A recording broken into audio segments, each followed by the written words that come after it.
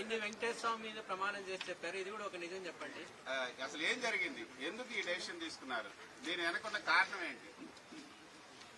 నేను ఇప్పుడే మీకు చెప్పా, నేను అబద్ధాలు చెప్పను అని. నిజం చెప్పండి. నిజం చెప్పండి. అంటే నేను ఇప్పటి వరకు అబద్ధం చెప్పానని అర్థం? నిజం చెప్పండి. అంటే ఇప్పటి వరకు అబద్ధం చెప్పానన్నా? ఏ ఛానల్ నుంచి? ఇదొకటి నిజం చెప్పండి. కారణాలు ఏంటి? అంటే ఇప్పటి వరకు అబద్ధాలు చెప్పాను, ఇదొక్కటి నిజం. వెనకాల ఉన్నటువంటి నిజమైన కారణాలు ఏంటి? పూర్తిగా వ్యక్తిగతం. నేను ఈ యొక్క ఏ పరిస్థితుల్లోనే అయితే నేను రాజకీయ జీవితంలో నేను ప్రవేశించానో అప్పటి పరిస్థితులు వేరే, ఈ రోజు ఉన్నటువంటి రాజకీయ పరిస్థితులు వేరే. ఈ పరిస్థితుల్లో, ఇప్పుడున్నటువంటి రాజకీయ పరిస్థితుల్లో నేను ఒక రాజ్యసభ సభ్యుడిగా అటు రాష్ట్రానికి కానీ, ఒక పార్టీలో నేషనల్ జనరల్ సెక్రటరీగా పార్టీకి కానీ న్యాయం చేయలేను అన్నటువంటి ఒక ఆలోచన వచ్చి, నాకన్నా ఇంకా శక్తి సామర్థ్యాలు ఉన్నటువంటి వ్యక్తులు ఎవరైనా నా ప్లేస్లో రాజ్యసభకు గాని వస్తే రాష్ట్రానికి, రాష్ట్ర ప్రజలకు, దేశానికి ఉపయోగపడతారు అన్నటువంటి ఒకే ఒక కారణంతో నా యొక్క అశక్తత, నేను చెయ్యలేను, నేను న్యాయం చెయ్యలేను అనే ఒక నిర్ణయానికి వచ్చి నేను ఈ యొక్క రాజీనామాను సమర్పిస్తున్నానే తప్ప వ్యక్తిగత కారణాలని అందుకే నేను చెప్పాను. ఎవ్వరి మీద కోపం లేదు, ఎటువంటి ప్రెషరు లేదు, ఎటువంటి అన్డ్యూ ఇన్ఫ్లుయెన్స్ లేదు. ఈ యొక్క పూర్తిగా వ్యక్తిగతమైనటువంటి నిర్ణయం తీసుకోవడం జరిగింది. ఎవరైనా ఒక్కొక్కరు మా పార్టీకి ఇప్పుడు నేను ఇంకా కూడా రేపు రిజిగ్నేషన్ సబ్మిట్ చేసేంత వరకు కూడా వైఎస్ఆర్సీపీకి ఇంకా కూడా సభ్యుని, రాజ్యసభకు మాత్రమే రాజీనామా చేశారు. 11 మంది శాసనసభ్యులు మాత్రమే ఉన్నారు. 11 మంది శాసనసభ్యులతో నేను చేసినటువంటి రాజీనామా వల్ల కూటమి లబ్ధి పొందుతుందే గాని వైఎస్ఆర్సీపీ లబ్ధి పొందదు. ఈ విషయం అందరికీ తెలుసు. వైఎస్ఆర్సీపీ నా ప్లేస్లో ఇంకొకరిని పంపించలేదు. కూటమిలో అది వాళ్ళకి నిర్ణయం. అది తెలుగుదేశంకి వెళ్తుందా, బీజేపీకి వెళ్తుందా, జనసేనకు వెళ్తుందా, ఎవరిని సెలెక్ట్ చేయాలి అన్నటువంటిది వాళ్ళ ఇష్టం.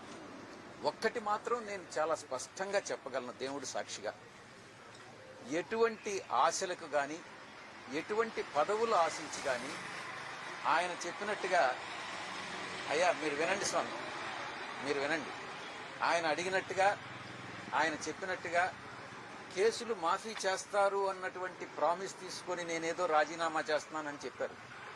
భగవంతుడు సాక్షిగా చెప్తాను, నేను అబద్ధాలు చెప్పనని. అటువంటిది ఏమీ లేదు. ఎవరో కేసులు మాఫీ చేస్తే చేయించుకోవాల్సినటువంటి అవసరం నాకు లేదు. ఏదైనా ధైర్యంగా ఎదుర్కొంటాను. ఈ యొక్క లుకౌట్ నోటీస్ మీద హైకోర్టులో వేశాను నేను. గతంలో నా మీద ఒక మహిళ గురించి ఆరోపణలు చేస్తే మీ మీదనే, కృష్ణ వాళ్ళ ఛానల్ మీదనే నేను డిఫమేషన్ వేశాను. ఎవరికి భయపడే తత్వం కాదు విజయసాయిరెడ్డిది.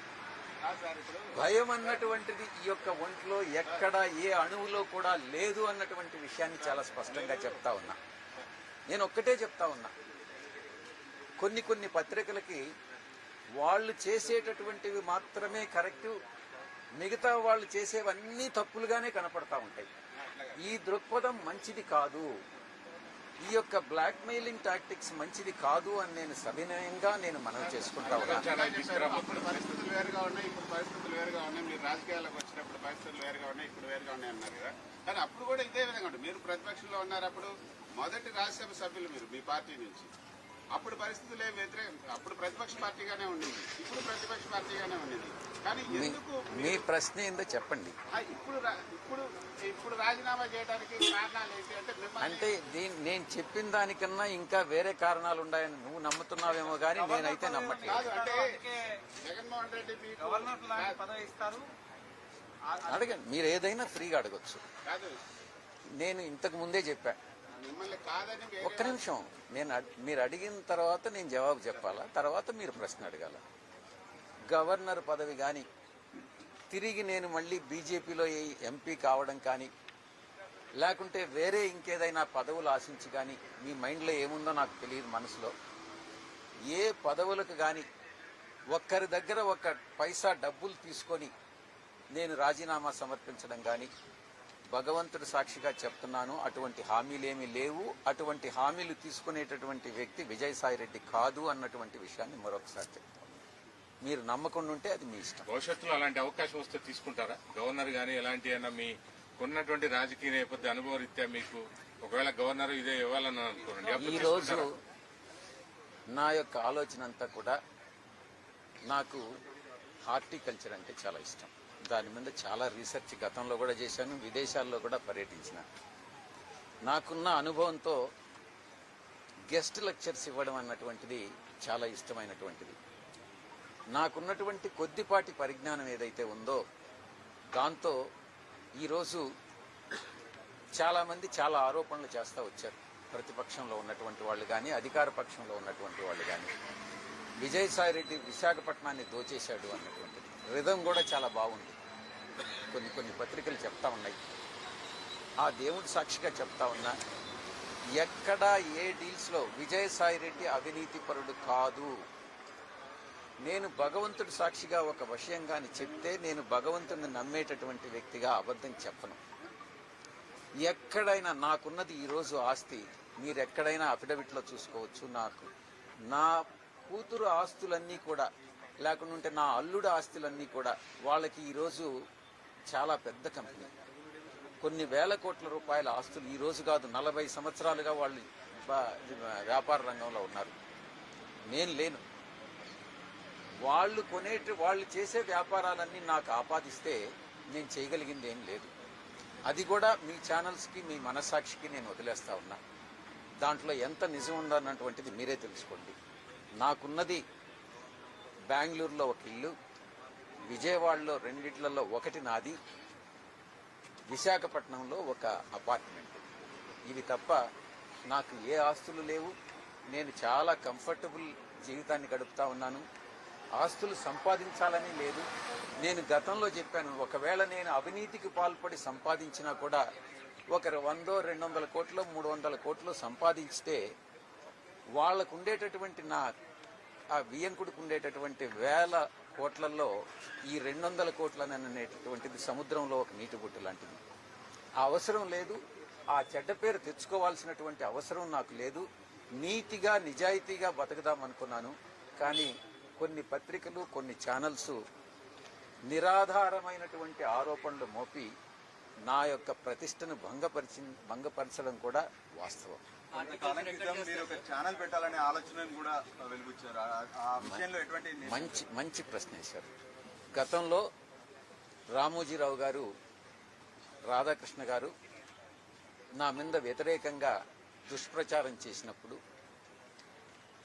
నేను ఒక నిర్ణయం తీసుకోవడం జరిగింది.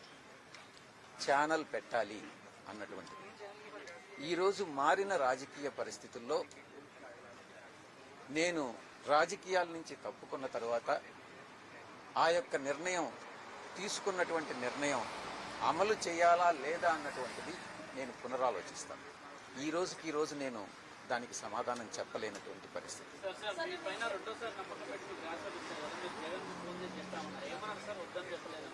వద్దని రాజీనామా ఆయన అడిగారు, మీరు వెయిట్ చేయాలి. జగన్ గారికి నేను అన్ని వివరంగా చెప్పాను. ఈ పరిస్థితుల్లో నేను న్యాయం చేయలేనన్నటువంటి విషయం కూడా చెప్పాను. ఆయన అన్న అడ్వైజబుల్ కాదు, నువ్వు రాజీనామా చేయొద్దు, పార్టీ నీకు అండగా ఉంటుంది, మేమంతా నీకు అండగా ఉంటాం, నువ్వు తీసుకున్నటువంటి నిర్ణయం కరెక్ట్ కాదేమోనని ఆయన చెప్పడం జరిగింది.